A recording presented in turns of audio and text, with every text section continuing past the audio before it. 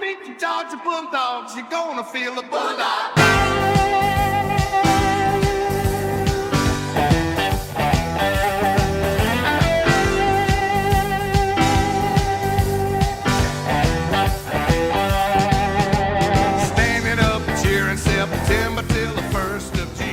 Hello, everybody, and welcome to Row 60, a Georgia football podcast. My name is Clark Gaines. Joining me today, as always, Adam Thornton. Boom!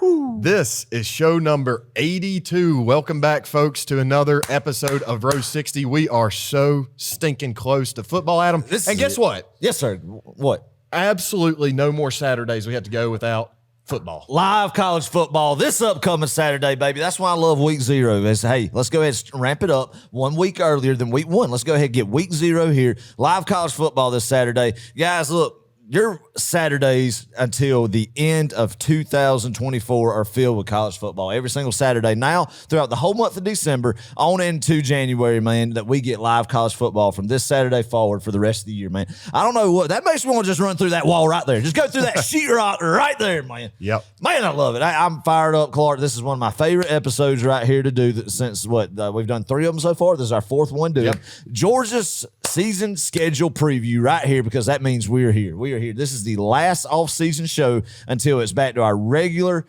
format of previewing the game and recapping the game every single week, Clark. Couldn't be more excited, man. I thought, shoot, after that big 63-3 blowout against Florida State in the Orange Bowl, kind of a little bit of some disappointment, of course, not being in the playoff this past year. And I thought, man, this guy's going to take forever until we get back on the gridiron again, man, and make another run. And hey, we're here. We're here. We've made it. We have made it. The wait is over, everybody. Get fired up because it is time for college football. Let's do it. It's time for some Georgia football, too, most importantly. Yes, and sir. on this episode, like Adam just said, we're going to walk through each week of the season, and we're going to look at Georgia, who we're playing, our opponent, you know, what we feel about that game in this moment right now. And Adam, our feelings are likely to change. That happens every single season. We get to a game and we're like, oh, crap, we didn't talk about this one preseason. Like, I'm actually kind of nervous about it. And there's several games on this list, man.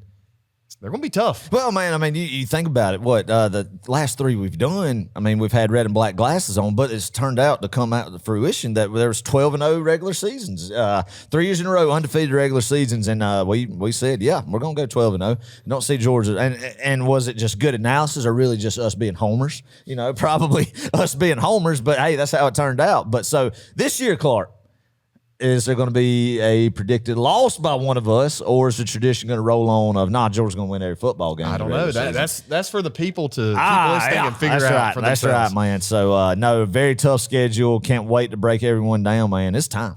Yes. Let it rip, baby. Good stuff. Adam, this Saturday, we have live college football, like we just said. Florida State at Georgia Tech this Saturday, 12 o'clock. Might be 8 o'clock out there. Right. Well, they're playing in Dublin, They're playing in Dublin, Ireland. So Florida State at Georgia Tech, really, it's not in Atlanta. It is in Dublin, Ireland, Clark. Yeah. Very interesting way to start out. Hey, would you want to be in Europe? That's what continent Ireland's in, right? In Europe over there? Yes, that's Adam, right. It is in Europe. So Ireland up there. Would you go to Europe? For the start off the season, you know. Are we talking about watch Georgia Tech? No, if Georgia played in Europe, of course. I mean, yeah, of course, man. I mean, wait, you? Oh yeah, 100%, man. And go to Ireland. Ireland, you know, that's my people over there. Yeah. The redhead descent from Ireland over there. I mean, of course, I'd love to go watch Georgia play over there, but I'm thankful that they don't. Yeah, me too. I'd rather be in the continental United States watching Georgia play football. Amen. I don't think Georgia football was created to play outside the United States of America. Oh, man. And programs like the University of Georgia, there's not one game wasted that we play outside the friendly confines of the United States of America and the North American continent. Mm-hmm. Yeah, you're right. Programs like Florida State and Georgia Tech play in Europe in week 0. Yeah, they do. Those are 2 very odd programs, I think. Well, Tech more so than Florida State. But anyway, looking forward to that one. I think, man, if you're a betting man or woman out there and you want to put some money. Oh, you wouldn't touch this? I wouldn't touch this game. I would not touch this game. I might not now because the line has come down not in favor of Tech, but towards Tech. So at one point it was like 13.5. Now it's come down to about 12. Chris Johnson, shout out to him, Row 60 patron. He locked in at like 16.5. Tech covering that. Not favored, but you know they're the underdog still. Covering that spread. So That's a good bet, though. He's going to win his money back. Man, I don't know. I could eat crow on this, but I don't see Florida State having a year like they did last year. They lost a lot of talent. A lot of the guys that you did see in that Orange Bowl, and you can't base this year's Florida State team off of that Orange Bowl, but those are the same guys that'll be playing for Florida State this year, man. So what kind of improvements have they made since that day in Miami to now? And I know Georgia Tech had to improve, man. I mean, as much as it pains me to say, I think they're heading the green era is up, pointing up in the trajectory of that program under Brent Key and Haynes King coming back, a veteran guy under center. When you have a veteran guy under center like that, and Florida State will be breaking in somebody new, that's a big advantage in a season opener, Clark. And I think they're physical, and they've only just had one more year under Brent Key, the offseason of kind of getting a more physical program in Atlanta. Yeah. So I don't know. We'll see. I think it'll be very close. But it wouldn't surprise me if Tech actually won outright. Wow. Yeah. I don't know. That's an interesting game to follow. But like I said, live college football starting this Saturday at noon. Yeah. Adam, you and I are both going to be watching it. We may just come over here to the shop and watch it again. That's right, 100%. But yeah, we'll see. But we also have SMU Nevada, 8 o'clock, CBS Sports Network. There we go. Hey, look, beggars can't be choosers here, people. Out in Reno, ain't it? I guess so. Yeah, it has to be. How about that? And then we have Delaware State at Hawaii. On the island, Clark. Yes, at midnight. A midnight kick for us Eastern Standard Time folks. I don't know. Are you going to be up at midnight watching every snap of that game? You bet your bottom I am, Adam. Are you kidding? And the funny part is none of these games are ever televised for Hawaii, so you have to go and find like a third-party bootleg streaming service, you know, something just illegal in order to watch them. But hey, fun story. I don't know if I told you this. I think I did, actually. Maybe not. But for the people who don't know this, I was actually messaging Cam Barfield, which is Hawaii's second string running back. He liked some videos that we've been posting on Instagram. That's so it's kind of cool. Small world, man. Yeah. So I DM'd him and I said, hey, you know, I'm actually sort of a Hawaii fan. You know, I said, we got a Georgia football podcast. And he said, oh, yeah, man. My cousin Justin Rhett plays for the Dawgs. So awesome. He's I think second, third string corner. But anyway, fun stuff there. So, yes, I will be watching Delaware State at Hawaii at midnight, and I will still be up and at church, maybe. There you go, man. There you go. That game may end at about 3 o'clock. Well, I love it, man. SMU and Nevada, that'll be good. SMU, interested to see what they do under Rhett Lashley. First year in the ACC, potential dark horse to finish near the top of the league. Yeah, maybe. Yeah, possibly the Mustangs. Yeah, we'll see. Weird year of college football coming up, man. It's going to take a lot to get adjusted to, but it's so dang exciting. Yeah, that's what I love about this year more than it's just you're going to have to think, oh yeah, this team's in that conference. And I know we've talked about it the past few episodes, but I mean, really, what do we have to talk about till toe meets leather, Clark? Until just the speculation, just the jubilation of just the unknown of this 2024 college football season. You love that word, jubilation, don't you? Oh yeah, I mean, it really throws out the emotion and lets you know that you're very passionate about the subject that you're talking about. Exactly. Right? I mean, well, Adam, there's some people passionate about this right here, our Row 60 Pick'em League. Yes, We've had people reaching out and asking us, hey, are we doing it this year? Of course we are. We've finally got it set up. This is year 3 of our Pick'em League, and if you don't know what we're talking about here, we have this thing on Yahoo. Don't ask me why we use Yahoo. It's kind of I don't know, Yahoo. Nobody uses Yahoo. It's tradition. It's tradition. It's tradition. And I do like the format. Yahoo. Yeah. I mean, better than ESPN. That's right. But anyway, we pick games. Typically, it's like the top 25 games of the week. And plus the SEC. Yep. And we pick against the spread. And so if you want to join, everyone is invited. We encourage you. Come and join us here in this challenge, in this Pick'em League. It's a lot of fun. I'll drop a link below in the show notes. But our group code is 4424, and our password is capital R, row 60. Yeah. 60, not spelled out. And then an exclamation mark at the end. So that's the password and the group code.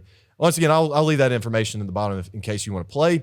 But basically, Adam. Yeah. First place winner gets the Row 60 trophy. That's right. That was featured on last episode. If you haven't seen a picture of the Row 60 trophy, go look on YouTube of the one we released with Trey McKay, and the trophy will be sitting right here on the desk, and you could get a glimpse on what's at stake. Yeah. Right? A little sneak peek. I'm telling you, man. It's a good-looking trophy. Oh, it is. It's very good, Clay. You did a heck of a job designing it, and if you win, too, you get your nameplate right there with your name on it, and also where you're located, exactly. your hometown, right? So far, we have Sandy Sandy Cross, Georgia. and Isla, Georgia. Two places that if you drove right through them and blinked, you would totally miss them. But, That's right. Love the two winners we've had on here so far. So also first place winner not only gets the trophy, but a $50 gift card to our store and a guest invite to appear virtually on an episode with us here at Row 60. And we've had a couple of guests here. Our past two winners have been on. It's been so much fun. And so, that's what you get to look forward to if you're the number one winner. Well, it's just a fun time, man, because what it does is it makes you invested in games and kind of have a preference when you're watching. I mean, even if you're not in a pick'em league or anything like that, you're still obviously enjoying football. But it kind of gives you a little bit more of an incentive when, like, one of Georgia's rivals isn't in the game, like Mississippi State versus Arkansas out in Fayetteville playing. We're probably going to cheer for the pit boss, right? But still, if you're picking for a certain team, it kind of gives you an edge to pull for the Mississippi State Bulldogs or something out in Fayetteville. You got a dog in the fight. Right. So, I mean, that's what makes these things cool. You just got to remember to do the picks. But when your brain is just like mine and on game day mornings and you're just overloaded with excitement for the Dogs, you forget to do them. So that's why I encourage everybody to not wait until Saturday morning to do your picks or you will forget a week. There was one time, Adam, normally on game days, right, we're always with each other because we're going to these games. And there was one time specifically when we went out to South Carolina and Columbia, 2022, I didn't tell you that I was making my picks, and I knew good and well you hadn't made your picks yet that Saturday morning. So I just said, because we're competing here, right, little friendly banner. So I totally just did not tell you that I was making my picks, and so you didn't make your picks until later in the day, and you riding had back a terrible home, score. Riding back home from the game, and it was awful. It was awful. It was awful. Man. So So be sure to do that. But it is really a fun time, man. Just good, kind of going back and forth with each other, and hey, you see right here, play for something, being competitive, and have kind of a reason to watch some more football. Right. I mean, not that you needed another reason, but just adds a layer to it. Yeah, for sure. So, and just to finish up with the winners, we do have other prizes here. Second place winner gets a $25 gift card to our store and stickers. We like to send y'all some stickers every once in a while. The gift card, $25 will get you a nice Row 60 hat or shirt. Yeah. Either or. And the third place winner will have a $10 gift card and stickers. So, a lot to play for here. Yeah, man. And also, let me just go ahead and kind of throw out, too. Go visit row60.com. I mean, you could do the numerical Row 60 or spell out Row 60 and go check out our website and our store that Clark created. Go check it out and would love if you see something in there intriguing to purchase. Yep. Right, going into football season, man, go get you a new hat or a T-shirt, right? Yeah. And to clarify, we don't make a ton off this stuff. We make it very reasonably priced. We get the thrill of seeing you guys, don this stuff and sport it. Shout out to Baylor Terrell, by the way. Yeah. He wears that Row 60 hat everywhere. Love he took it to that, the man. beach this Love week, it. and it's a good-looking hat, man. And Gannon Fields, he wears it to every game in Sanford Stadium, I think. And literally every single game at home, we see him wearing it. That's right. On the Jumbotron. That's right. It's amazing. So we greatly appreciate you guys supporting us and purchasing from our store. That does help us a lot. Huge blessing. What also helps us, Adam, is Patreon. Yes, sir. And if you're not a Row 60 patron, man, you're missing out. I went to Georgia's scrimmage the other day with Baylor. Shout out to Baylor again. And I posted some practice notes on there. I feel like I went in depth with it. Yeah.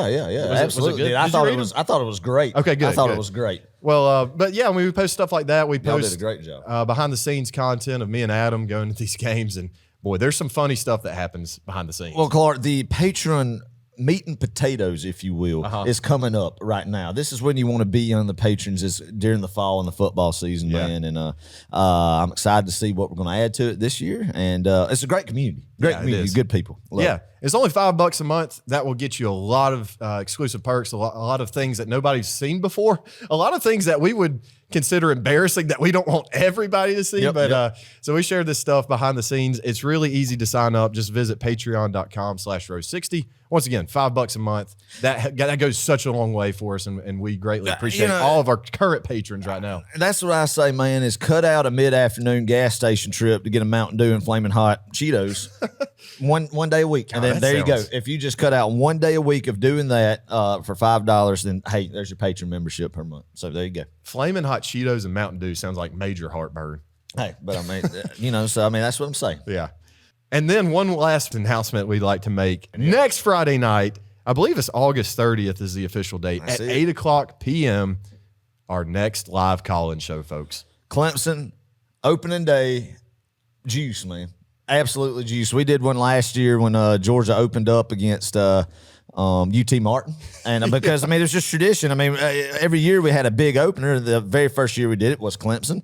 2022 it was going to the Dome against Oregon, and then last year it said, well, we got to do a call-in show. We got to do an opening night call-in show, and against UT Martin.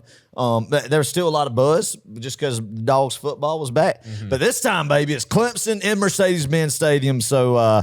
Let's do it. Watch some live college football. That'll be going on that Friday night. I think there's a couple games that will be being played that you could turn that on in the background, man. Listen to the call-in show. Get fired up for the Dogs. Yeah. And if you have never heard of a call-in show before, basically we get on here and we have a lot of fun. We take your calls. It's a live show. You can find it on Facebook and YouTube. Adam, I think we're going to try Instagram Live. Oh, I didn't even know there was an Instagram Live. We're going to try that. It may flop, but we'll see. See what happens, man. We'll definitely be on YouTube and Facebook. So join us that night, 8 o'clock p.m. Hey, if you're at a high school football game, you can still stream it. Take the AirPods.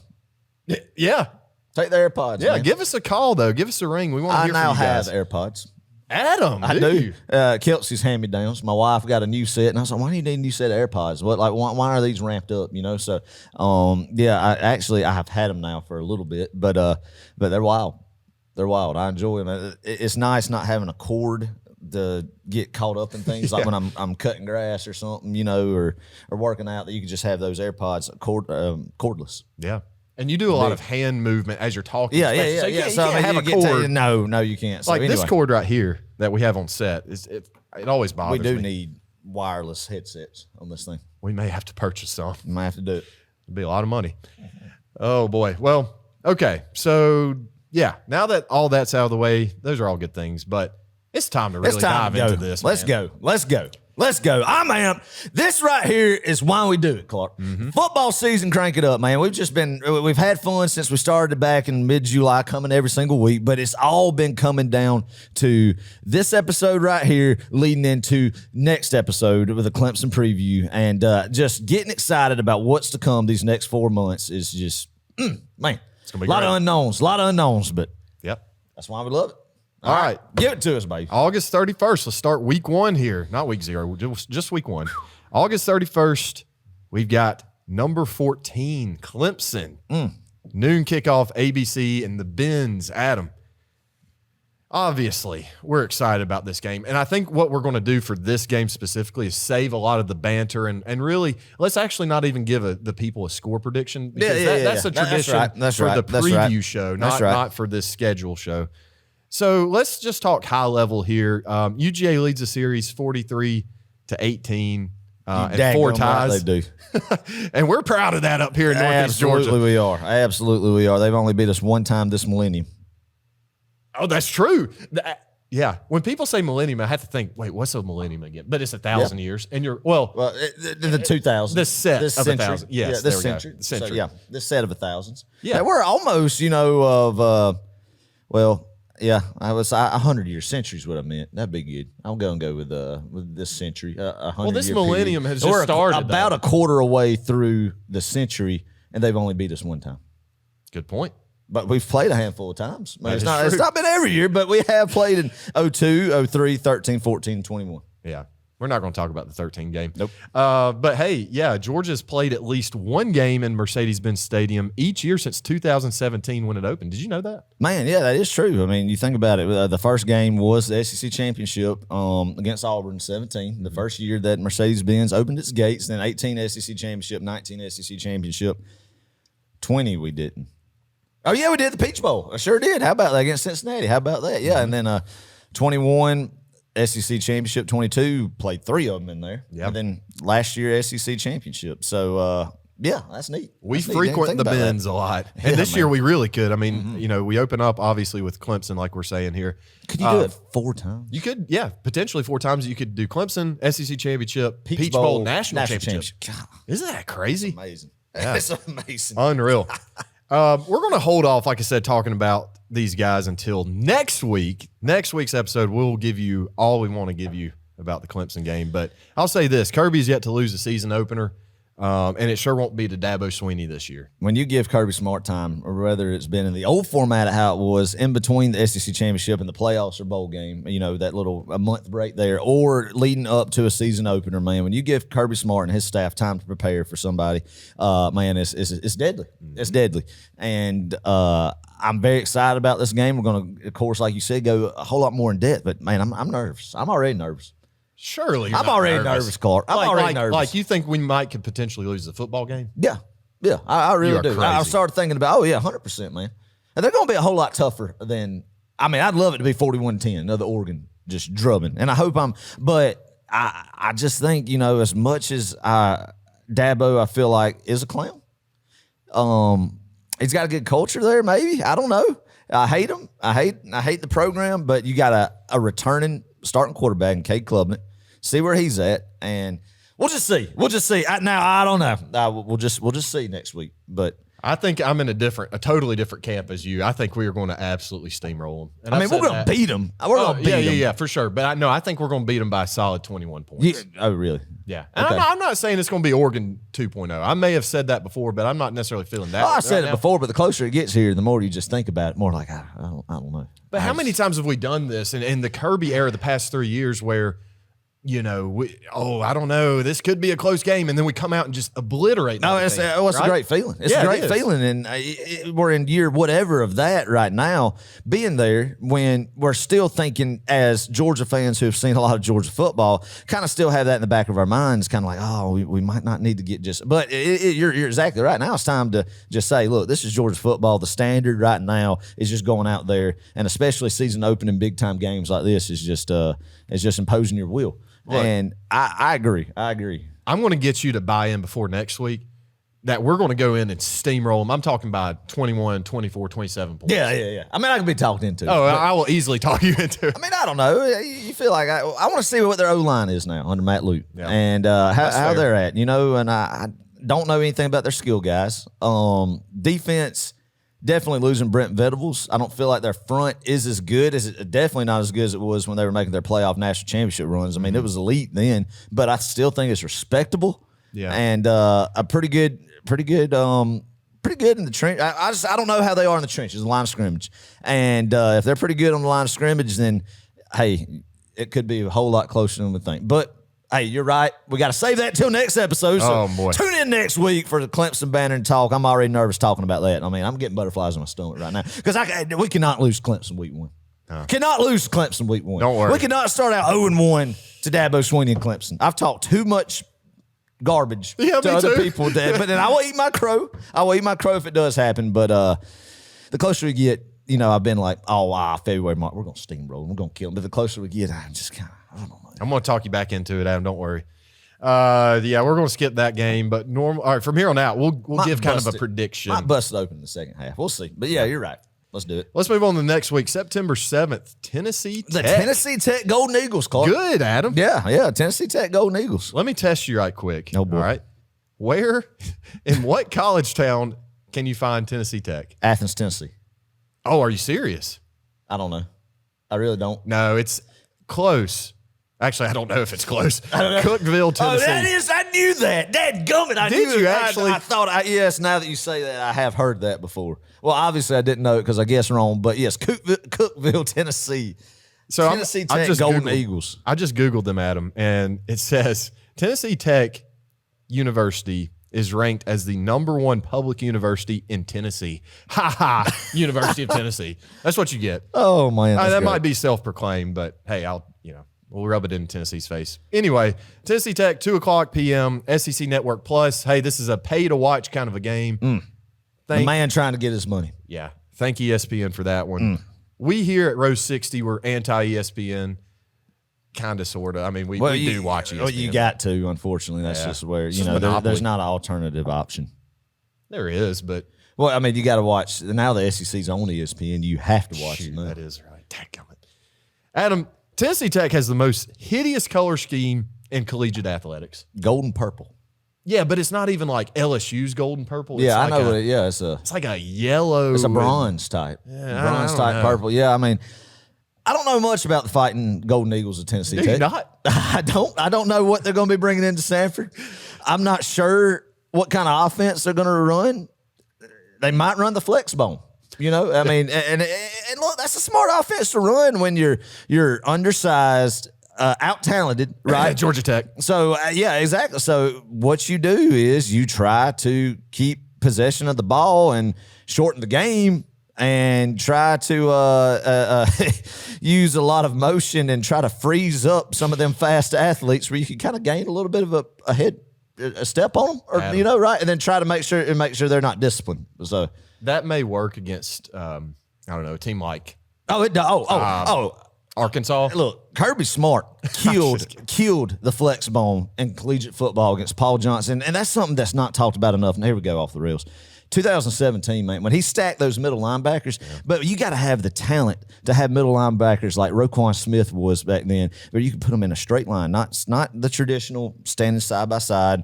One linebacker, you know, gets one middle linebacker's got the quarterback of the pitch, and then the outside linebacker's got the opposite, you know. But having those middle linebackers stacked like that, Tech had no idea. Paul Johnson had no idea what to do. I mean, that was the most beautiful display of defending a flex bone offense that I have ever seen at any level of football is that 2017 Georgia Tech game. And that killed it, man. Because that was – but you got to have the athletes to go sideline to sideline like Roquan Smith, that middle linebacker to play that type of coverage. But, boy, it was a thing of beauty. If you've never seen that game or forgot about it, go back and watch that and just drool over how they just shut that offense down. That was a good game for sure.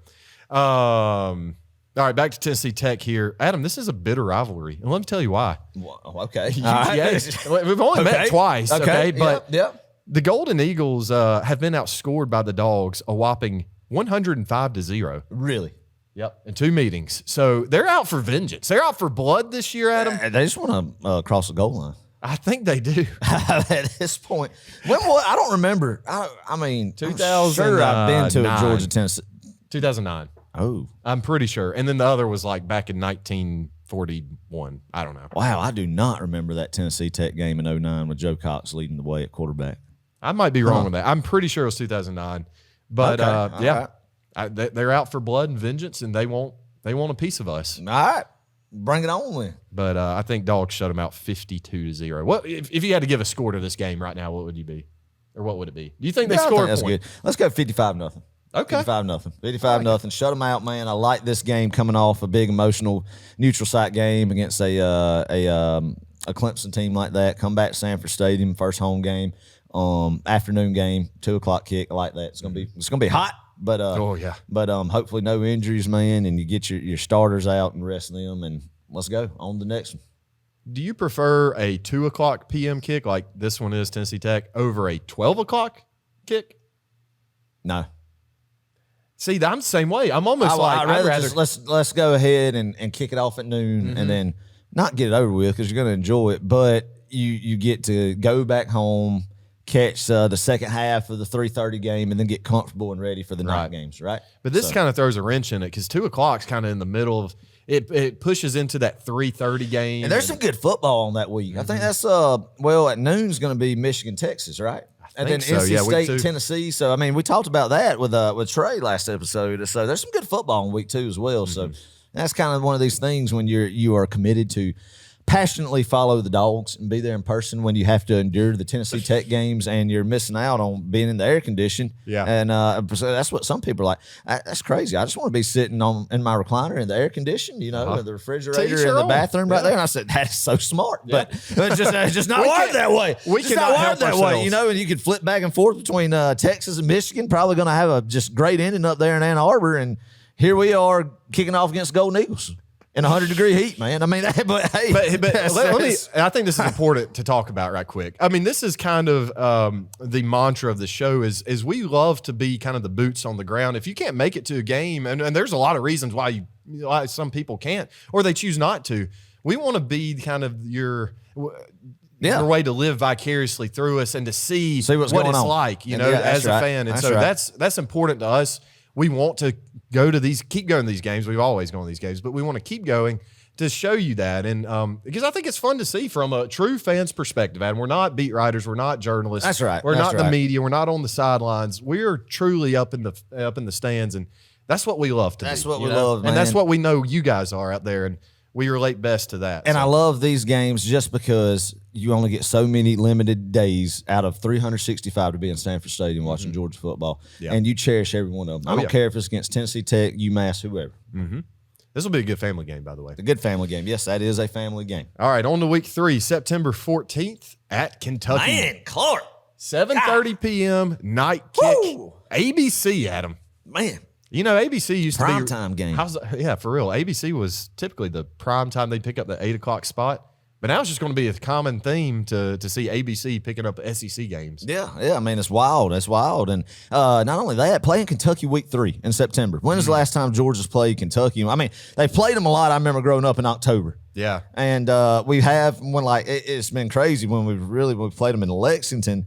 It feels like in the past it's been in November here, but then at home kind of rotate. It's kind of October, the week before the bye, before Florida, you know, around that time frame. But I do not remember the last time Georgia's played Kentucky in September. Had to have been, man, in the 90s, if at all. But this game's interesting to me, Clark. I think as Georgia fans, a lot of people are just interested to see what's Brock Vandagriff for Kentucky going to look like as the guy, he's got his own team now.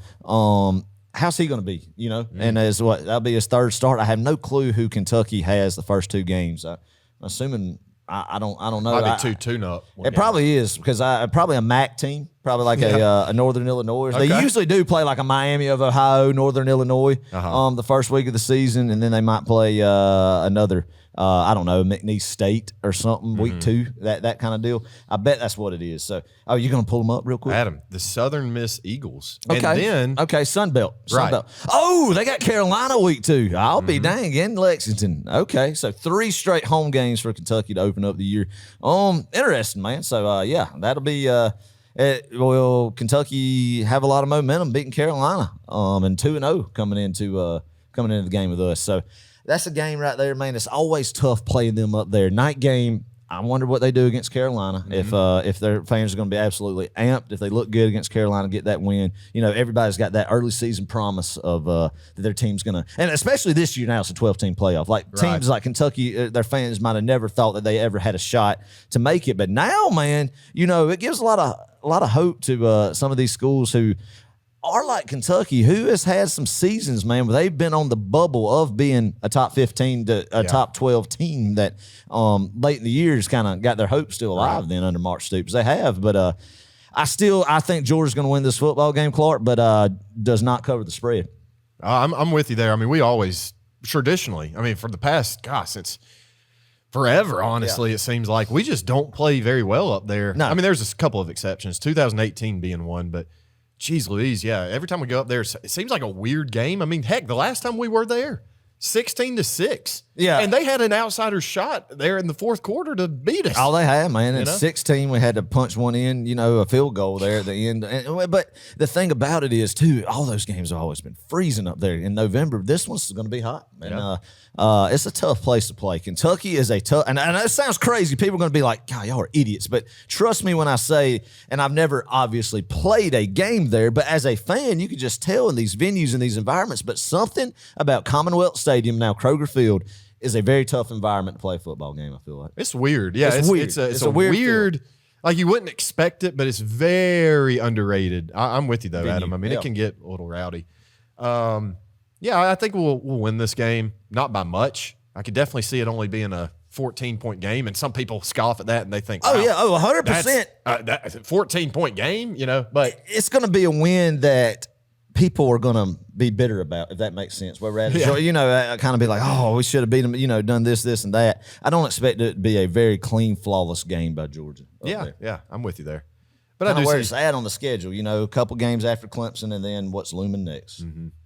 I'm curious to see if one of our offensive linemen goes and just bulldozes Jamon Dumas-Johnson. No ill will towards the kid. I mean, you know, he went to – because he couldn't start here, I mean, very clearly. Look, I saw C.J. Allen yesterday. Oh, my gosh. And, I'm thankful for what – but I mean, it's just a different caliber in that line. Pop. Yeah, it's just a different caliber athlete in that linebacker room right now. It is. Oh, my gosh. Whew. They are studs. All right. Week 4, bye week. we get some rest. And this is one of 2 bye weeks. Normally don't get this. So we're going to say 3-0 going into the bye. Yeah. Both of us agree on that. Oh, for sure. I like it. And we've got we got 3 pretty fun games to watch this day. Tennessee at Oklahoma ought to be really fun. Utah at Oklahoma State. That'll be a sneaky good game. Yeah, whole Big 12 game there. USC at Michigan. Big 10 game. Wow. That is weird. Man. USC being a part of the Big 10.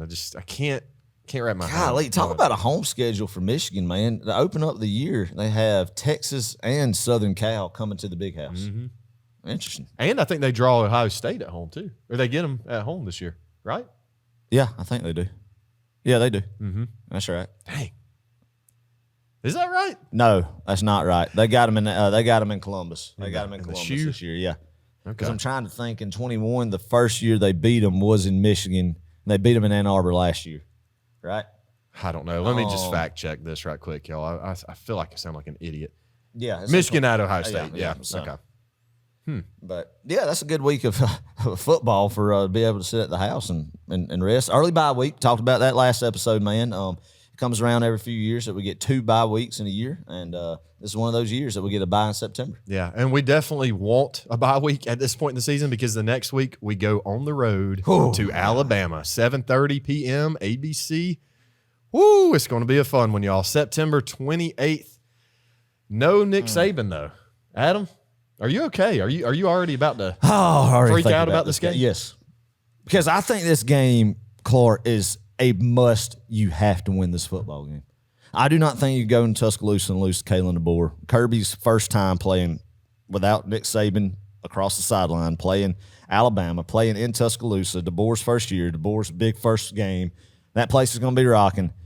Can't afford to lose it, man. No. I mean, obviously, yeah, you can. You could. It doesn't ruin your goals for this year.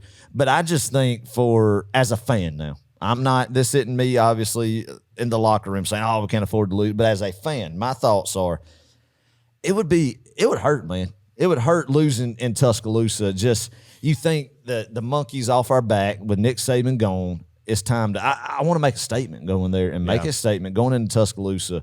And winning that football game and playing a good game and winning would be big momentum, I feel like, going forward into the Texas, the Ole Miss, Florida, Auburn part of the schedule. Mm-hmm. And if you lose this football game, then stuff, I mean, of course it doesn't eliminate you by any means, but it's tough. I think it would be tough psychological too, losing to Alabama again. And then shoot, that might give them the boost that, hey, they could be the team to beat in the SEC, you know? And they very well could be. That's what's interesting about this Alabama team is you just don't really know, is it going to be where they just continue their success or are they going to kind of deviate? And I mean, it's going to kind of be sort of a rebuilding year, but even their rebuilding year is still going to be 9-10 wins, you know? Well, what I think is what you're going to see with this reincarnation of Alabama, Clark, is I think you're going to see an offense that is going to roll. Mm-hmm. I think their offense is going to roll, but their defense will still be good, but it will not be elite. You're not going to see the edge rusher guys like the Will Andersons, the Dallas Turners at linebackers.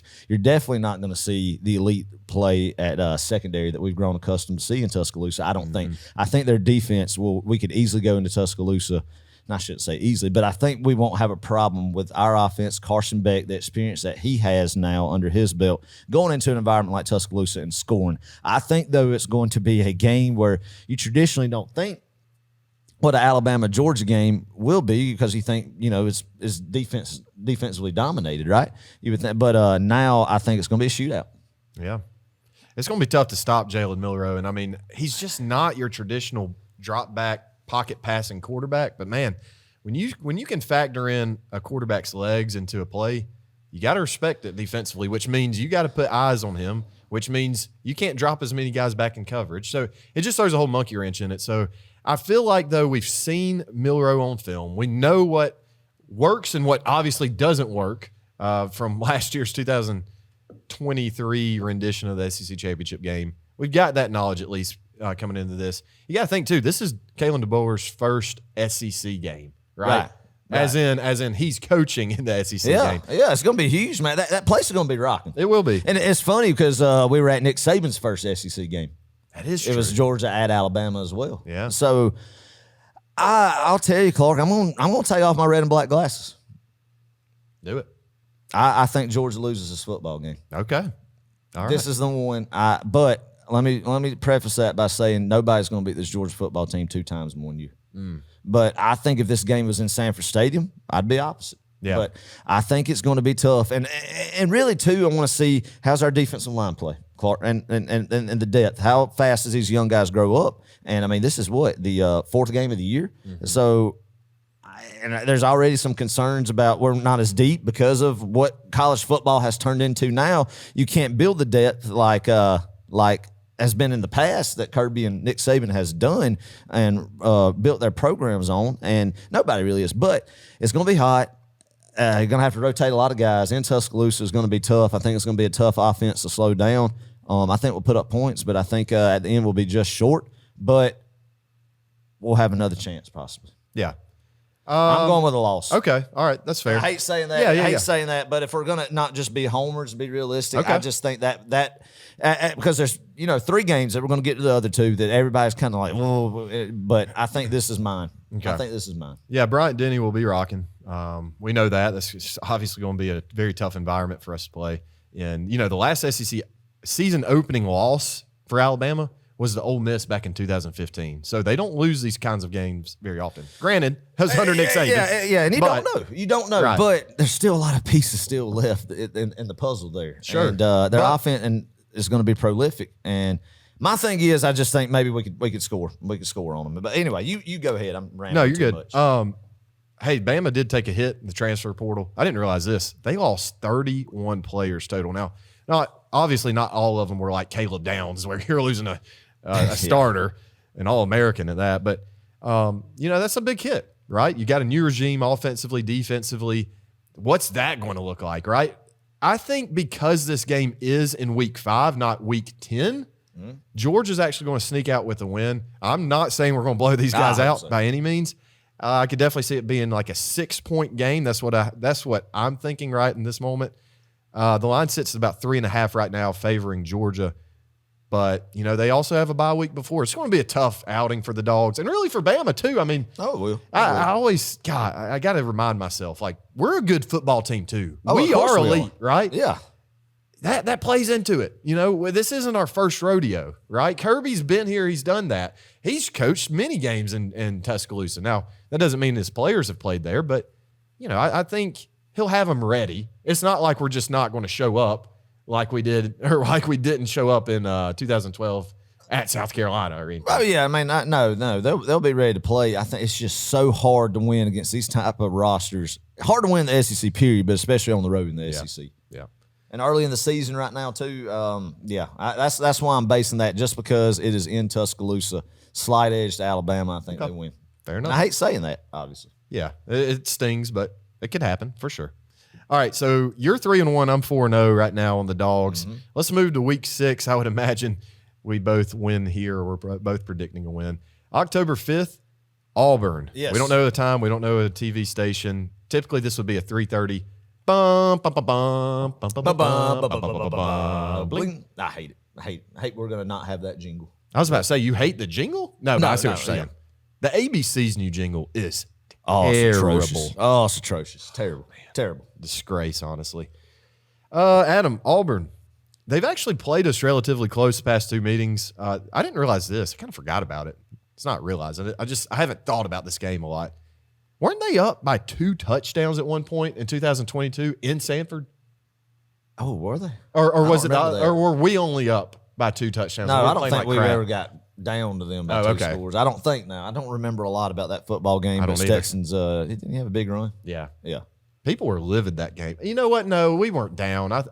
Maybe I'm just thinking like we went into halftime only up 2 touchdowns. Only 2 touchdowns. Yeah. Anybody else in the country would be like, heck yeah, I'll take that every day. But us Georgia fans, That's right. Spoiled bunch. we're spoiled, honestly. But So what you think? yeah, so this is going to be Auburn's first true away game of the season. They play 5 straight at home to open up. They're going to walk into a hornet's nest. Sanford's going to be rocking for this one. If we were to lose that Alabama game the week before, it may take a little bit of wind out of the sails for us Georgia fans. But man, if we're sitting here after a win against Alabama and going back home to Sanford and playing Auburn at home, this place is going to be absolutely electric. It could be a night game. I don't know. I don't know if they schedule another night game. I mean, that'd make like 3 in a row. Man, that'd be awesome. Yeah, but Auburn returns 9 guys offensively, 8 guys defensively. Peyton Thorne, Jarquez Hunter, they're back. They'll keep them in the game for maybe a quarter. But I have the Dawgs by about 24 points. Oh, really? Yeah. I think we're going to roll. I think we're going to roll. I just don't think we're going to roll, man. Okay. Look at us differing. Normally we're on the same side. Yeah, 100%. I mean, I think that we're going to win. I don't think we'll cover the spread. Hugh Freeze, I feel like Clark, as much as I hate saying this, has got Nick Saban and Kirby Smart's 3-4 defense. I think he coaches the best from an offensive coach against Saban and Smart defenses than any coach in the country. And has been. So, I mean, the talent's not there for Auburn to win this football game. Georgia's going to win the game, but I don't think it's going to be like, oh, man, that was impressive. That's fair. That's what I'm gonna I'll say. grant you that. That is fair. Yeah. I think what kind of made us question Hugh Freeze, like, oh my gosh, is this guy legit last year? I don't think we really took into consideration Peyton Thorne can run the football. They didn't show that on film before we played them.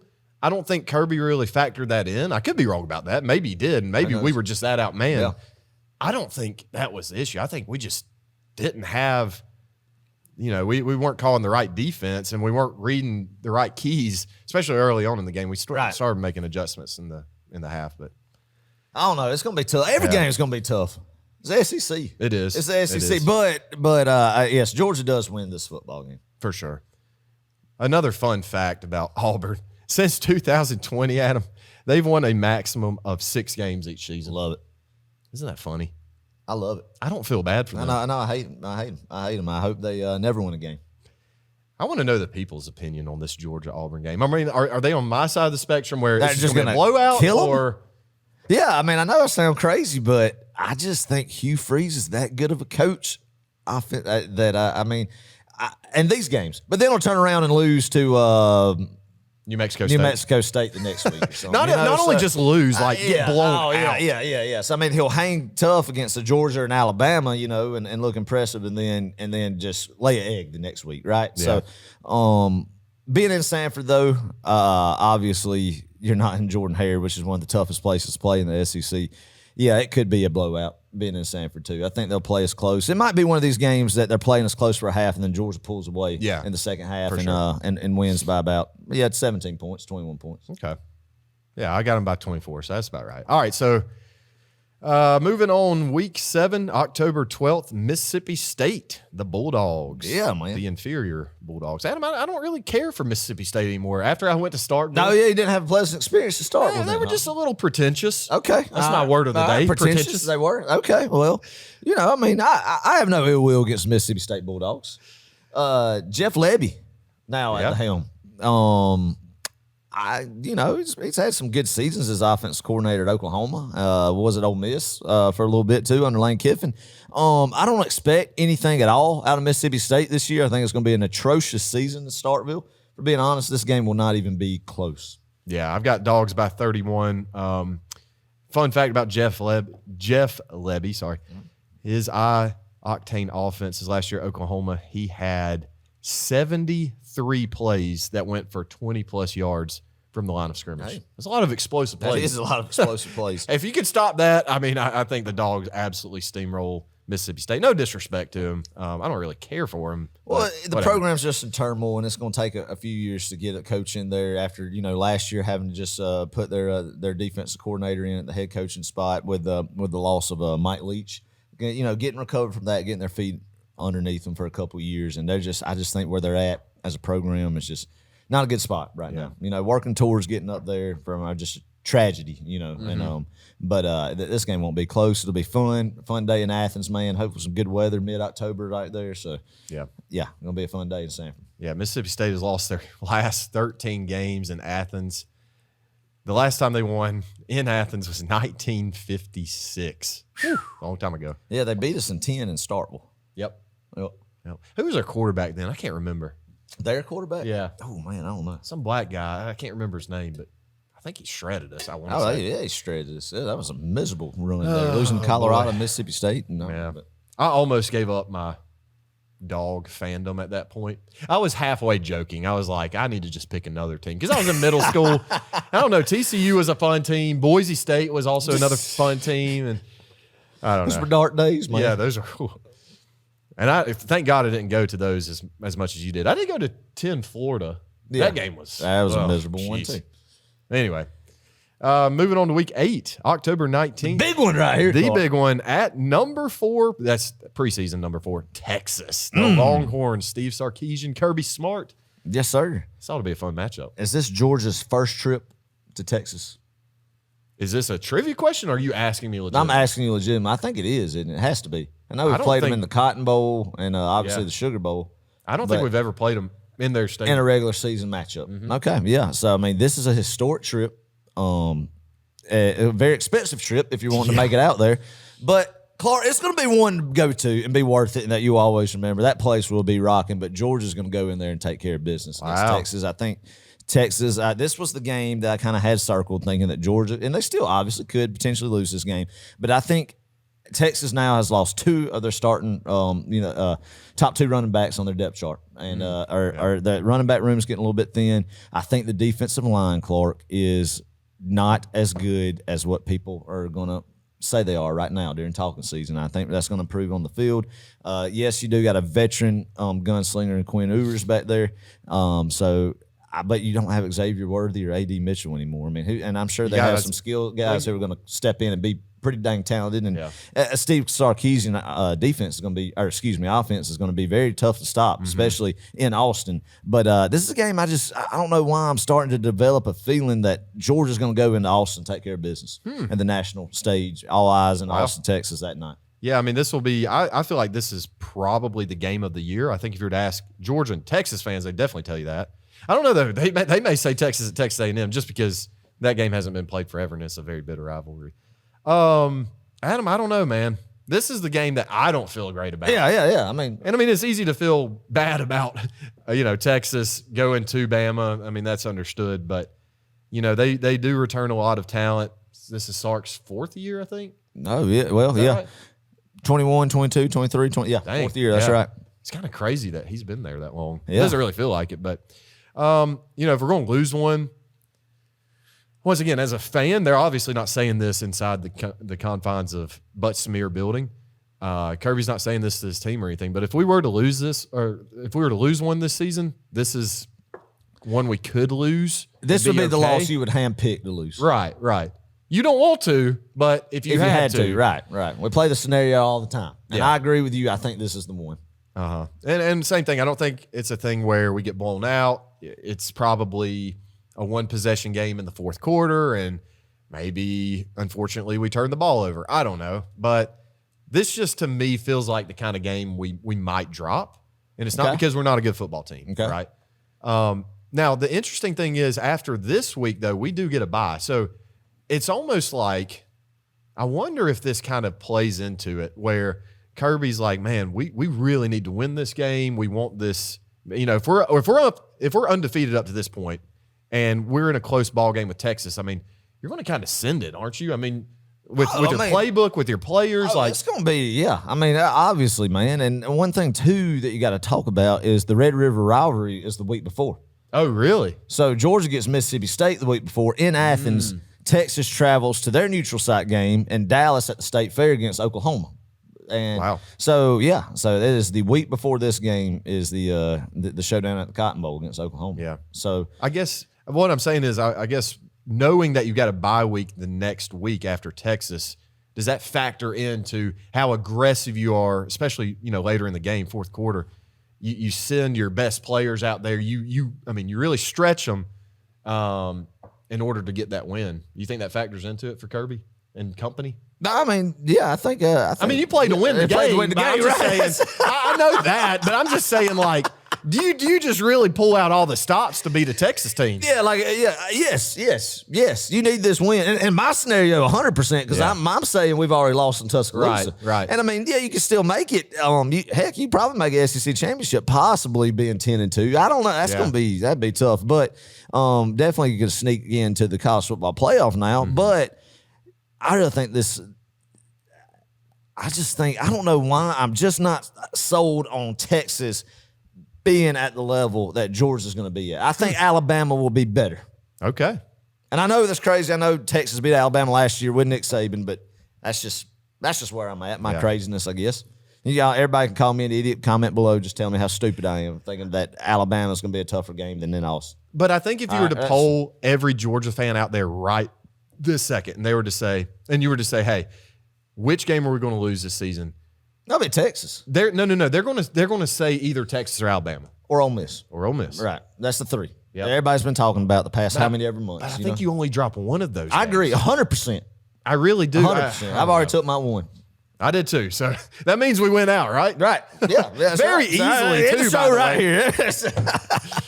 Oh man. All right. So that's October 19th, week 8. Week 9, October 26th. It's our bye week. Traditional bye week before Florida. That's right. We get to rest. We get to relax. Whew. We get to rejuvenate that a is little bit. Brutal first half of the season. It is. Oh, my God. That is a brutal first half of the season, guys. I mean, golly, you're thinking about that. There's no Vanderbilt. There's no South Carolina. Yeah. You're replacing Vanderbilt and South Carolina that you would traditionally play before going to Jacksonville with Texas and Alabama. Yeah. Oh, man. And then Clemson to open it up. I mean, you cannot look at this schedule and be like, oh, my God, we are going to just roll through this thing. Mm-hmm. There's going to be some stressful weeks, man. There's going to be some stressful weeks in Sanford Stadium on the road. This week's going to be very stressful, or this year's going to be very stressful.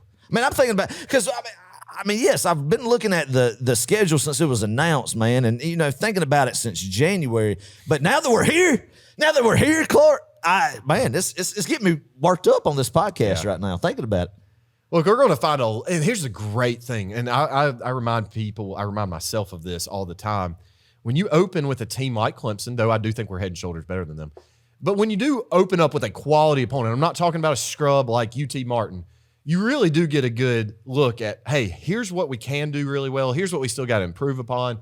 You get a really good test up front, and you get to see where you stand with your football team. Yeah, 100%. I love them games, man. I love them. I think the team loves them. I think Kirby loves them. I think the coaching staff loves them because you could easily get them up more. I mean, I know by the end of camp and the end of fall practice, they're tired of hitting guys in red jerseys across from them. They're ready to hit whoever. It doesn't matter if it's UT Martin or Clemson. But yeah, I mean, these are the games that you come to Georgia to play in. For sure. I like it as a fan. I rather have like, you have these big games at Alabama, at Texas, Auburn coming to town, man. That's what we love. Mm-hmm. That is what we love.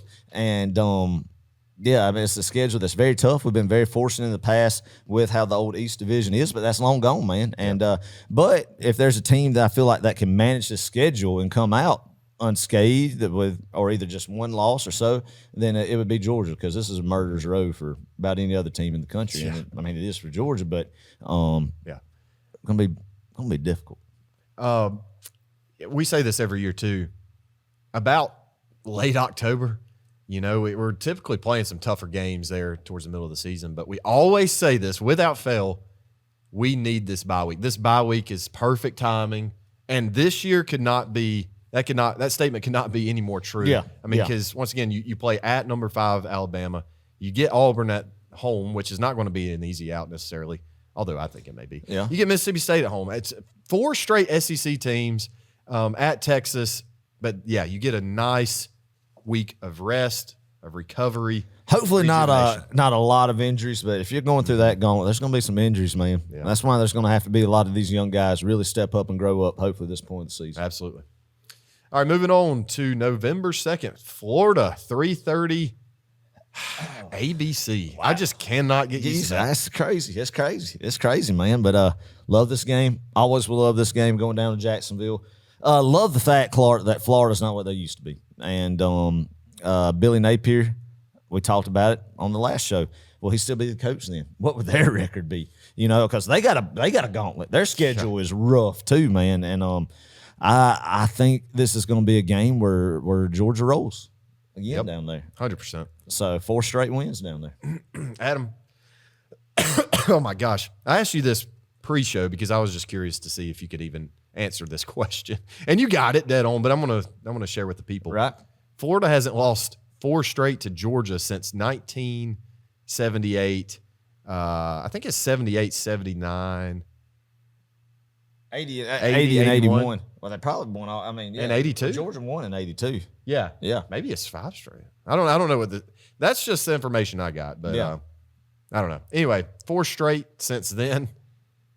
And man, yeah, I mean, you think about it, like we really have not that it's always that fourth game that we drop. Well, yeah, you know? yeah. I mean, you had the 3-year run in 11, 12, and 13, and then should have won in 14. We lost in 14. You have the 20 game debacle. That was just weird COVID year. We talked about that all the time. So yeah, winning 4 straight down there would be big, man. And they're going to do it. This game still has meaning, and still obviously is the team that I hate the most is Florida, and I will always be amped up and never take for granted watching Georgia whoop Florida in Jacksonville, man. But this isn't a game that you're like circling like it used to be back in the mid 2000s and early 2010s. We thought this game defines the season, And that's always the one you want to win, but just shows as a reflection on where both of these programs are at now, and it's one that's really not being talked about. And I think because Georgia's going to go and take care of business and win the game by 3 or 4 touchdowns, right? Yeah, I got the Dogs by 4 touchdowns, 28 points, and I'm going to stay firm with that throughout the entire season. Right. Unless Florida and Graham Mertz just magically, I don't know, pull something out of their tails. But anyway. All right, so up to this point, let's give the people kind of a recap here. All right, 1, 2, 3, 4, 5, 6, 7, 8. So we would be 7-1 on both of our accounts. Yes, both of ours. Yeah. So first time in Row 60 history season predictions, we have the Dogs losing in the preseason schedule prediction. You know what? I think. Wow. Hold up. I don't know if that's true. Really? Year 1 when we were doing this, and we were playing. When we were playing Clemson, I thought we were going to get beat. That's right. Yeah, you did. Okay. But hold up, though. The next week when we did the preview episode, I changed my mind. That's right. In fact, I think you were the one that talked me into That's right. into the Dogs winning. But, man. Yeah, good times. But very pleased 7-1 leaving Jacksonville. Yeah. Got to be. Look, if we're 7-1 going into this next game, I'd be all right.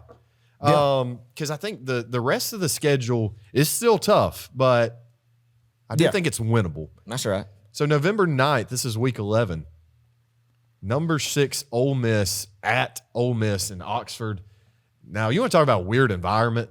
That is a weird environment. That's a very weird environment. It's a dangerous environment because it's not one of these just traditional big time like 90 to 100,000 K stadium, that's just rocking. It's just a weird feel and very intimate setting, Clark. Yeah. Very intimate setting over there in Oxford, right? And, yeah. A lot of hype around this game. Where will Ole Miss be at this point of the season, man? And obviously Lane Kiffin's done a good job how he utilizes the portal and a great offensive mind. But I'll just go ahead and say it, Clark. I'm not going to pick Lane Kiffin winning one of these games against somebody like Georgia until he actually does. Wow. Yeah, I think there's going to be some tweets. He tweets out the week prior, get your popcorn ready or something. And I kind of, honestly, I know there's some mixed feelings. Some people out there, especially Georgia fans, hate Lane Kiffin. I kind of like him. He's just a corny kind of guy. Yeah. But for some reason, I can appreciate it. Yeah. Like he knows he's corny, but whereas Shane Beamer actually is corny, but he doesn't recognize that. Like he's not self-aware. Right. Does that make sense? Makes sense. But no, I kind of like Lane Kiffin, honestly. No real hate towards him or really Ole Miss. But I do think they keep this game very close. Which is weird to say because last year we absolutely ran him out of the stadium. Yeah. Jackson Dart, making his return to Ole Miss junior year. Hey, don't sleep on Ulysses Bentley. He's a senior. He's going to take all the carries that Judkins would have. Okay. I've heard this kid is a stud just from sources. Really? I've got some. You got some people. Sources in Oxford. You got people in Oxford. Boots on the ground. Right, no, I'm just kidding. Yeah. That information comes from Phil Steele's. Okay. Well, we're going to check in on old Ulysses. I mean, is that what his name is? Ulysses. It looks like I was going to say having a guy named Ulysses playing at Ole Miss is very weird. Because Ulysses S. Grant, Union General, in Oxford playing for the Rebels. That's weird. That is that's odd. weird, right? Yeah, but that's why I was kind of reading into that. Yeah. But Ulysses, then is that his name? Ulysses. Okay, all right. We're gonna look out for old Ulysses. See what kind of year he has. Yeah. I wonder if they just call him like you or something. I don't know. Nah, who knows? They've got a veteran offensive line. I know that because, once again, Phil Steele's magazine, this is a free plug. We're not getting anything for saying this, but he has an excellent magazine out there, College Football Preview. Some of y'all, I'm sure, get it. I've been doing it for years. Yeah. Years, man. This year I got the digital version, and I hate it. Yeah. Because you can't, like, flip through. You got to, like, That's right. you got to click through. I hate it, but I shouldn't have done it. Anyway, getting all this information from there. But Juice Wells transferred in from South Carolina. Yeah. He's a stud. They got some weapons. Forgot about that. Yeah, they returned 10 guys, Adam. This is the biggest part. This is why I'm thinking, oh, boy, this might be a better rendition of what we saw last year. And last year they were good. No, they were. They went 11-2. I mean, they weren't scrubs. Absolutely. But, how consistent can they play in these kinds of games when they face with Georgia? Yeah. That's the question. And I'll go ahead. Oh, sorry. I was just going to tag it with they do return 10 guys on both sides of the ball. That's crazy. I did not know that. So, they returned 20 out of 22 starters on both lines. I mean, that's man, you can't ask for more than that as an Ole Miss fan. There should be a lot of hype and optimism in Oxford, man. And definitely a team that could win the SEC. Call it like it is. And this game's going to be very close. I don't think it's going to be like it was last year by any means, going out to Oxford. But I think Georgia wins. I'll kind of have a better feel, I think, once I see what Ole Miss does this year. Yeah. Like, where are they going to be at? Where are they going to be at when November 9th rolls around? Exactly. Especially week 11. I mean, these teams like Kentucky, Ole Miss, a lot of times they'll start out hot. Right. The first 7 weeks, they are on fire. And then just it fizzles out. It tapers off, man. It's just, and I don't know if they're undefeated or just have one loss, and my tune might change a little bit with it because, again, you're going on the road in the SEC, and it's hard to win on the road in the SEC. Everybody knows that, but that's weird things happen on the road like that, and especially in Oxford, that would be rocking if it is a one-loss Georgia, an undefeated Ole Miss, or one-loss Ole Miss. But as of right now, preseason, Georgia's going to win that game by 10 points. 10 points, okay. I think this will change, but I have the Dawgs by only 3 points in a very sloppy game. Mm-hmm. I could definitely see this. We jump out, and we get a huge lead on them, and then all of a sudden things just start going wrong for us. I think we're a better team than them by far, but we'll see. This is why you play the game of football. This is just a brutal schedule. It is.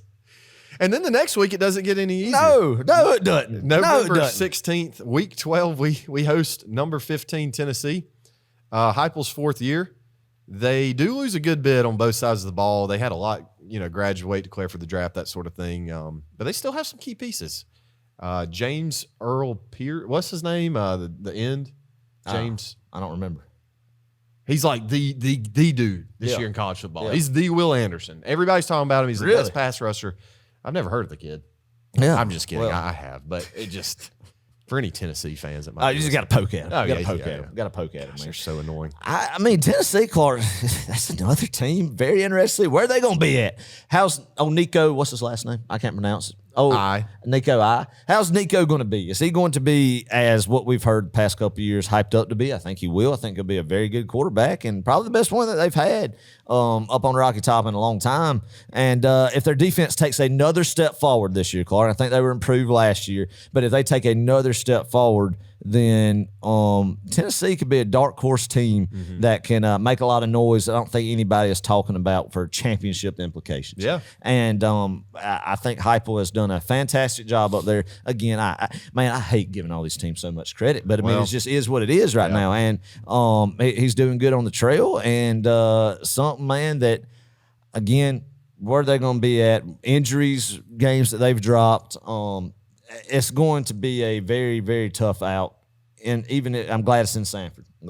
Too. But coming off the road at Ole Miss, whatever happens there, then dang, you got to turn around and play Tennessee, and you're probably going to be a Georgia team at that point in the season who has suffered some injuries. Hopefully not a lot, knock on wood, but you're going to be tired more and really going to have to dig deep from the schedule, and Tennessee will be too. So I mean, it's just going to be who has the best depth, and who the old Lady Luck smiled down on the most as far as the injury bug, going into this one as well. But I still think Georgia wins. It's going to be another close game, Clark. But that's one that Georgia fans might need to keep an eye on. Yeah.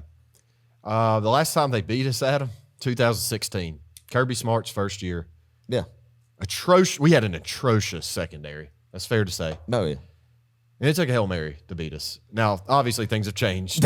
They're not under the That's Butch right. Jones regime. I'm not That's an right. idiot. But I just don't see any way we lose this football game. No, we're not going to lose. We're not going to lose. We're not going to lose. It can be close. I would venture to say it might be a 13-point game. Yeah. Yeah, that's fair. But hey, I'll take that any day of the week. Well, I'd take a 1-point victory if it means we win. We don't need style points anymore. That's the beautiful thing about this.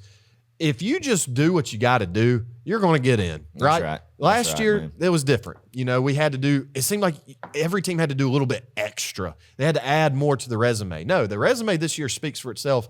You don't have to have style points in order to make this 12-team playoff anymore. So. With that said, right, if we win by 1 point, I don't care. But yeah, it will be very interesting to see where Nico stands this year. Is he going to be the guy that they say he's going to be up there? And if he is, they're going to be dangerous. Yeah, exactly. That is. I think it all depends on what he does. Yeah. And the defense. Where's the defense at? So, be interesting to. I know we've said everything's interesting, but truly, there's no other word to describe because you just don't know, especially when you get to this point in the schedule of where everybody's at. But I mean, it's brutal. It is brutal, and you can't emphasize that enough. That there's so many losable football games on the schedule that Georgia easily could be 10-2.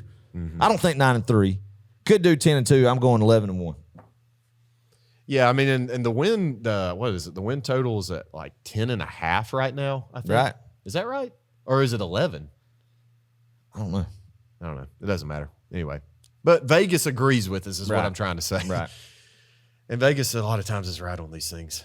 All right, next week, November 23rd, UMass, 12:45. The Minutemen. Yeah, the Minutemen, 12:45 p.m., SEC Network. Adam, since 2019, the Minutemen have gone 1-11, 0-4, 1-11, and 1-11, and 3-9 last year. Fun fact too, they beat New Mexico State last year, who then went on to beat the mess out of Auburn. So by according to the law of transitive properties, and we've talked about what that means. We have talked about the law of transitive properties. That means that UMass, not only New Mexico State is better than Auburn last year, but UMass is better than Auburn. Yeah. Which is funny. Didn't UMass play Auburn? I don't know. Maybe. They might have. I don't know if they were close, but UMass, I think of UMass when they came to Sanford in 2018, and Andy Isabella, I think, who went on to play a little bit in the league, still might be in the league. Oh, Andy Isabella caught 15 balls for over 200-plus yards on us that day. I remember that. We smoked them, scored over 60 points. I think they scored 24. They put up 24. And that was their 18 team. So that was their last respectable year before they started their skid of 1-win seasons. Yeah. So, that game is going to be a fun family game, late season family game, much needed game. With at the end of the year for Georgia, that game will not be close. Maybe a shutout in that one.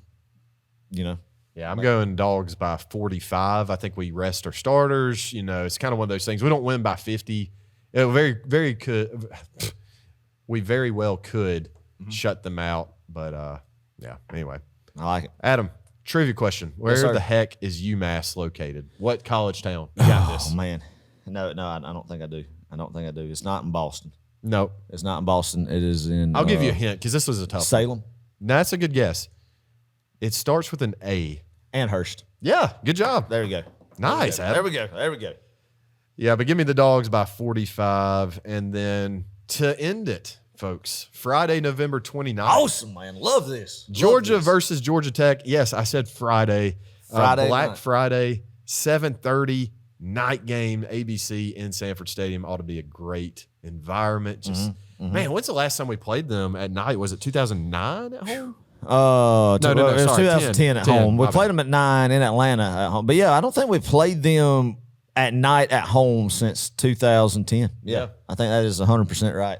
That was a close game, wasn't it? It's like 45 to something? 42? No. It was 41-14, I think. Oh, okay. It was 41-10. Yeah, it was a beatdown. It was a remember beatdown. But yeah, I mean, it's being in on Friday. I love the fact that it's going to be something. All the eyes of the world are going to be upon that Georgia Tech game at night, Black Friday night. And I love the fact too, with the SEC championship looming the next week, you have an extra day of rest. Go ahead and get the game over with that Friday. Have that Saturday to rest and prep and get ready for the SEC championship, man. So I love this. I love. I think that the stadium like atmosphere is going to be electric because of a Friday night, man. Just because it's something different. And I think everybody's going to be tailgating all day, maybe eating some Thanksgiving food at the tailgates, and I think it'll be a fever pitch because it's Tech, and then just the excitement of closing the season, going into the postseason, and it being a Friday night, going to be a wild atmosphere in Sanford Stadium, and I think Georgia will be ready for them this year after kind of.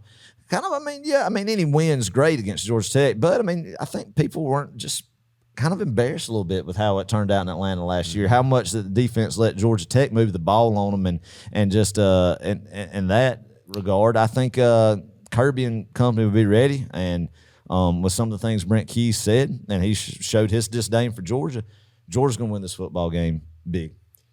Look, I've heard Kirby say some very just bad things about Georgia Tech. Yeah.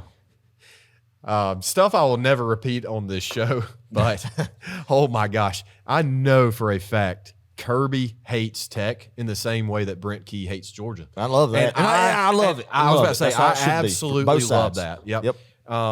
The hatred is back, clean old fashioned hate. I like a competitive game. I really do. I mean, it is. Don't get me wrong. It's awesome to watch Georgia beat Tech, by 52 points, but it makes it more interesting at least to watch a competitive game between Georgia Tech. Hey, Haynes King might be one of the most underrated quarterbacks. Yeah. Not only in the ACC, I'd say in the entire nation. And I didn't really give him enough credit last year, but I didn't either. When we played him, he was a problem for us. Oh, he was, man. I mean, and I think they're going to be even more physical this year too. Something that you can't say that's been on the flats in a long time out there in Atlanta, but that's what Key's bringing there, and I don't know where they will be at, what their season will look like. In Sanford, man, that Friday night, the whole atmosphere around, I think it sets up for a big-time Georgia performance. Here's an interesting thought. Man, what if Tech somehow goes about 10-2? And I know that would be tough, but I'm telling you that I think they might have the Jimmies and the Joes, at least in the ACC. Listen to me. In the ACC to just make it to Charlotte. I mean, well, this whole year of football is just so hard to predict what's going to happen. I know. And I love it. That's why we are so much just excited about this year more so than any of them, because of just the unknowns of teams and new teams and everything that we've talked about. And I don't know what to think about some of this stuff. Just don't know. It's just time for toe to meet leather. I agree. And let's just see what happens. Yeah. Well, Tech, once again, they've got a lot of momentum.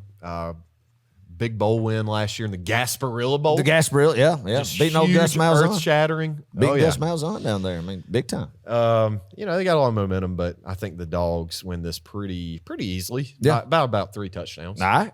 All right. Is that what you think, too? Yeah, I do, too. I'm right there with you. So we're both in agreement. 11-1. 11-1 regular season. Yes, sir. We both predicted we lose different games, but 11-1. And, hey, I think that 100% puts us in the SEC championship game. I think it actually would by just mathematically. Yeah. I don't think a team could go 12-0 with us going 11-1. So all that to say, yeah, I think the Dogs are in.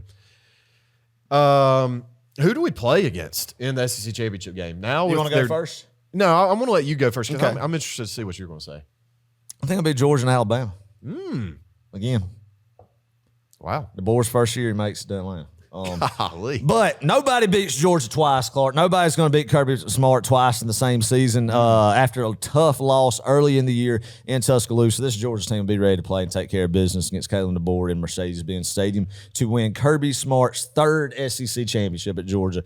Georgia wins the SEC championship. Wow. Boom! Avenges their one loss in the regular season like they have done many times, man. Many times in the Kirby Smart era. And so, hey, that's what I'm going with. Very interesting. Very interesting.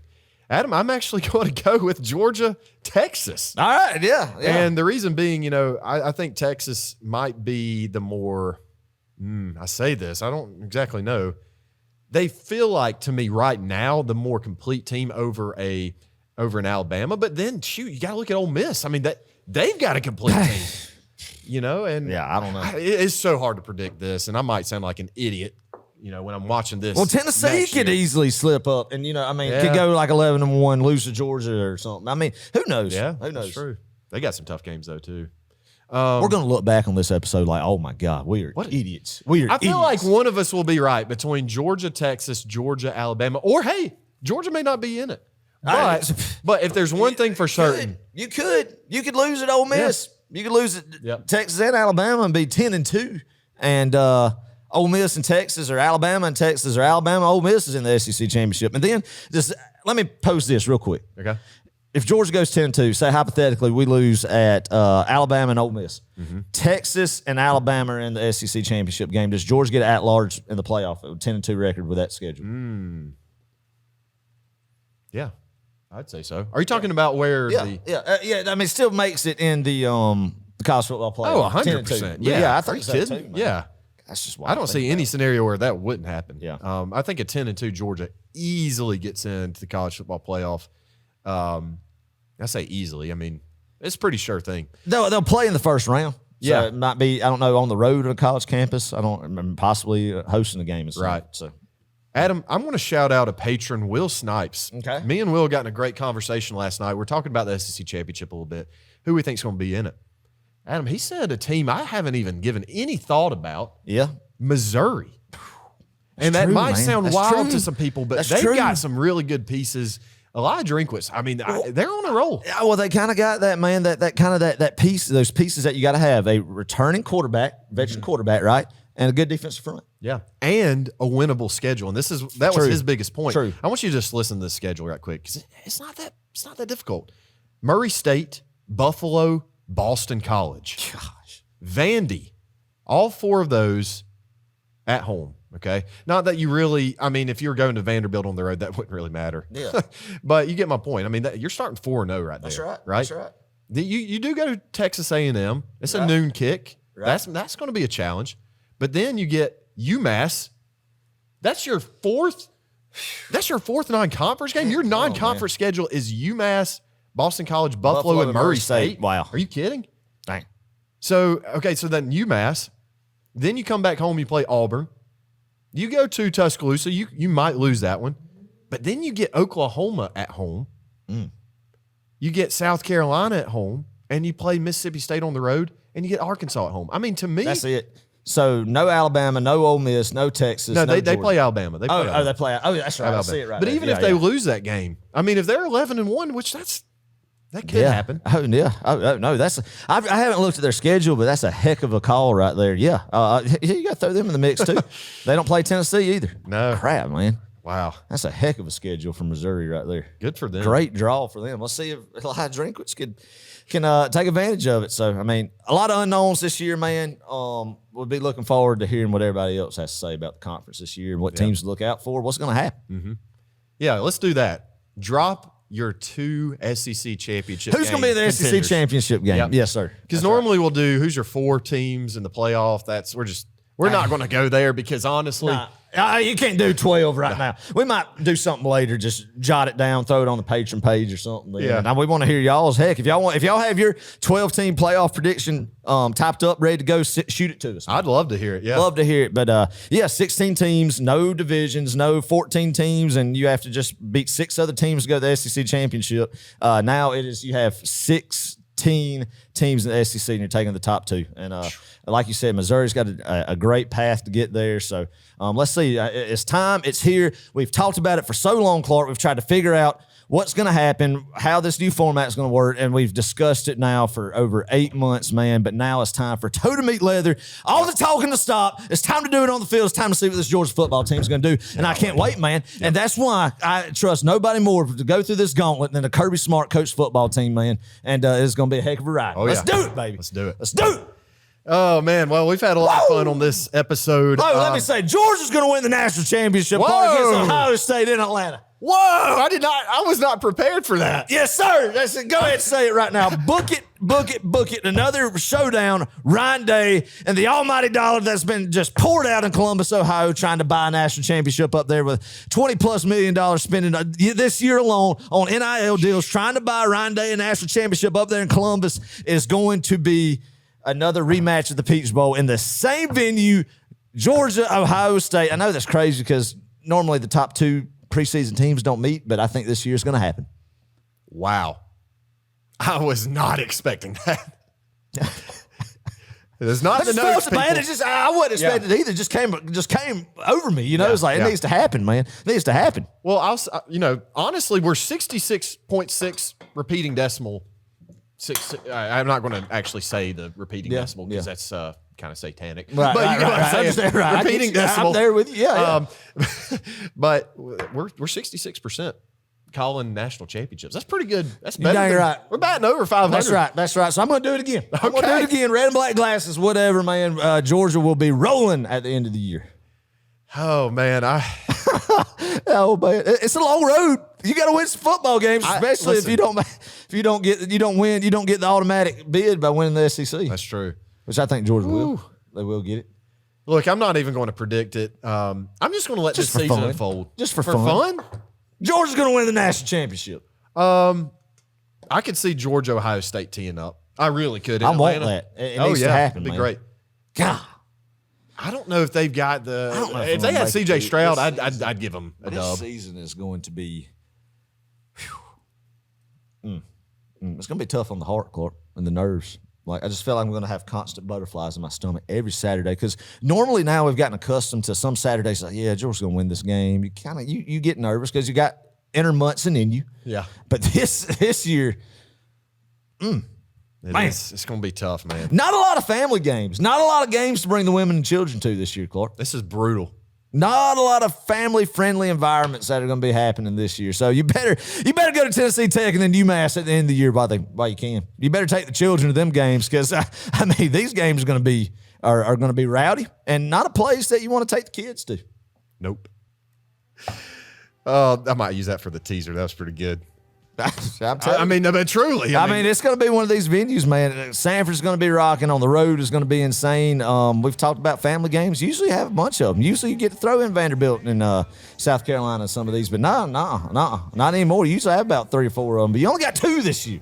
God, maybe Mississippi State. Mississippi State is a fringe family game. Okay, that's fair. Mississippi State's a fringe family game. I like it. Take advantage of that. You know, if you've done, if you need to cross it off the bucket list to see Georgia play an SEC team in Sanford, your child does. Bring the children to Mississippi State. Bring them to Mississippi State. Yep. I wonder if Bully the Bulldog will be. He'll be there. Yeah, he'll be there. He'll be ready to roll. Woo, man, we're here. You know what I'm kind of excited for is games of the week. Yes, I cannot wait to get in our actual format. And I'm just going to come unhinged this year. Oh, it's going to be a wild year. We buckle up. For sure. Well, hey, if you've enjoyed this episode, please do us a favor. Go to Spotify or Apple Podcasts. Just leave us a 5-star review. We say this. We like our reviews like we like our recruits. 5 stars. Yeah. Yeah. You like that one? I'm working on my dad jokes, good. by the way. That was good. But yeah, sure enough, that helps us grow our Georgia football community. And hey, if you're not on YouTube, like if you didn't know that we video these podcasts, we do. Yeah. Go check it out. Check it out, man. We're going to post some more fun stuff. I think we're going to do some more man on the street interviews this year, Adam. The people won't. All right, we'll do it. So we're going to have to get out there with the mic and mingle with some drunkard fans. It's going to be great. Let's do it. But yeah, subscribe to us on YouTube. That helps us a bunch. And yeah, hey, we're ready. We're ready to get this thing really cranked up and going. Next episode, folks, will be the Clemson preview, baby. Yes, sir. This time. Adam, put a bow on this. Woo, man. All right, y'all have made it. Row 60 off-season talk, going through the traditional topics of the off-season is officially over. It is back to our regular season format starting the episode after you listen to this one. It is time to ramp up that Clemson hate about 5 notches, baby, because when this episode airs, you're going to be 10 days out. We're going to Mercedes-Benz Stadium for a high noon kickoff, Georgia versus Clemson, to start the national championship run, man. Clark, thank the Lord for another year of college football season. I love it so much. You can see the passion in here. I know everybody that listens to this has that same passion that me and you do, man.